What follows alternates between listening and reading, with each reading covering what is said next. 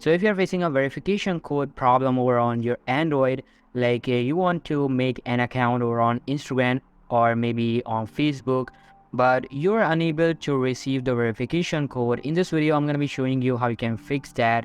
So make sure to watch this video till the end, otherwise you can miss something very important. And let's jump right into it. Alright guys, so the first thing you need to do here is that first of all, go to your device settings. In here, you're going to go to applications and then applications management.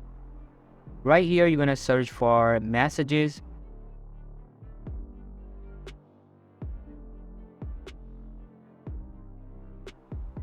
Go to messages and simply go to storage usage and clear the cache. Now simply click on clear cache so that all the corrupted cache memory for your messages will be cleared. And once you have done with that, go back from here and go to permissions and check if the SMS permission is currently checked to don't allow. So you have to check it to allow.